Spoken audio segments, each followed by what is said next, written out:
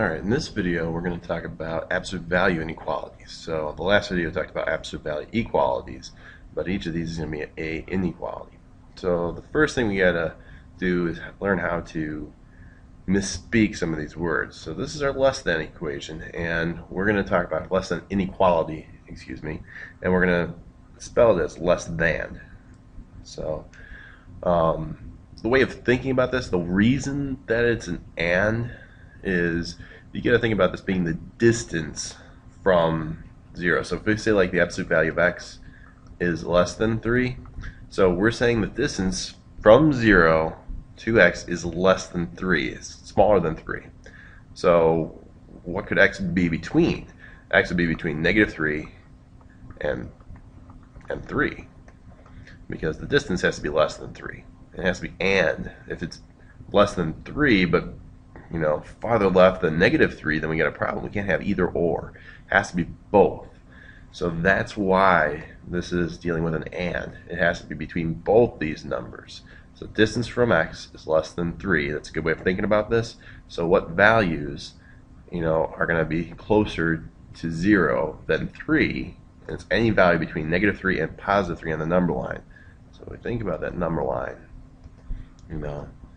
Here's 0. We want to go maximum of 3 to the right, maximum of 3 to the left, so that's our endpoint. So for this particular question, the answer would be from -3 to 3.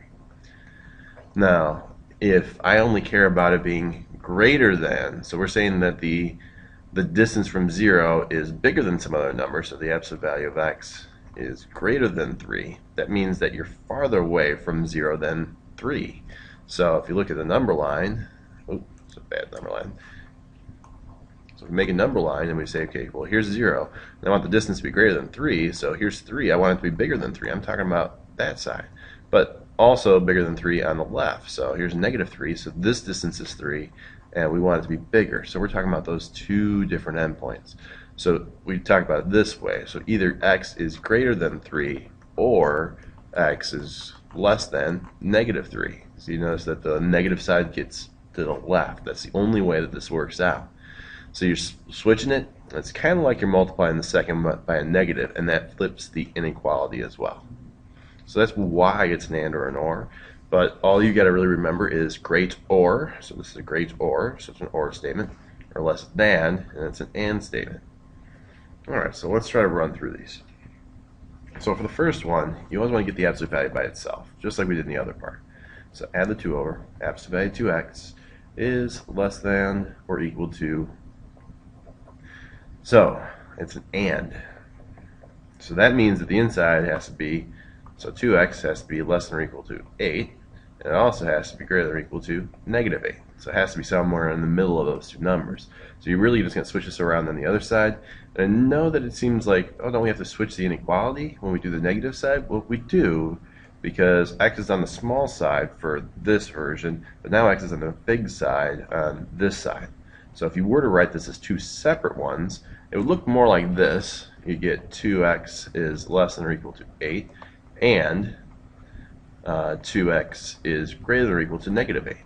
These two systems are exactly the same, and you're actually going to solve it either way. The top version is probably a little bit easier because you're going to realize you're always going to be kind of shading in the middle here. Alright, so let's do that version, especially because you can solve it in one step, and that's just divide everything by 2. So -4 less than or equal to x, which is less than or equal to 4. Now notice that I did not flip the inequality because I'm dividing by a +2, not by a -8. Alright, so number line, we put the numbers on there, -4 and 4, and they're both closed circles. Come on. There we go. And we're shading in the middle. It's kind of hard to do on that. But the interval notation is really easy to see, -4 to 4. And remember, if you get a closed circle, you've got a bracket. Alright.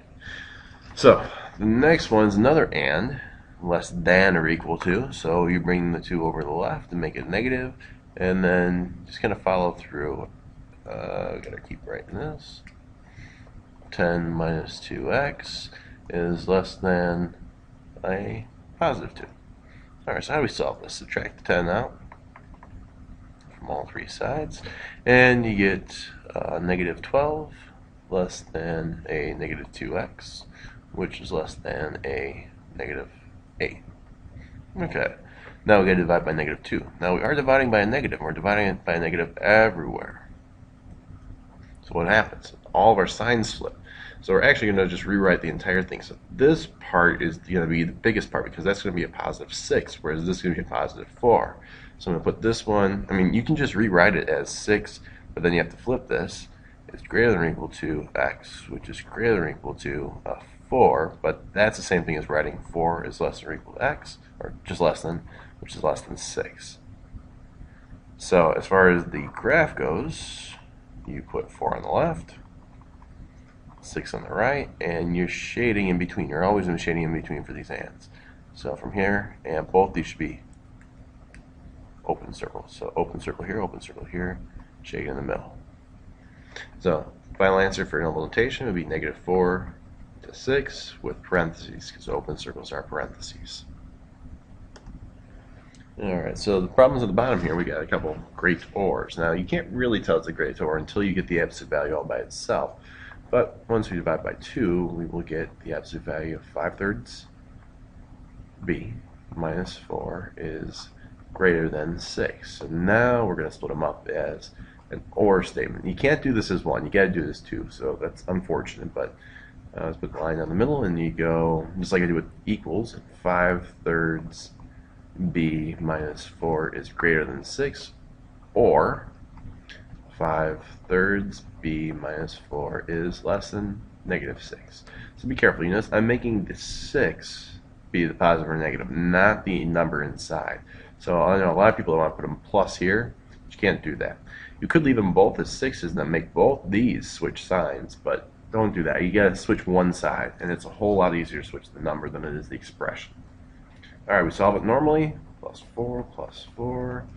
5/3 b is greater than 10. And then you multiply by the reciprocal, 3/5. And you get b to be greater than, well, 5 goes into 10 twice, so 2 times 3 is 6.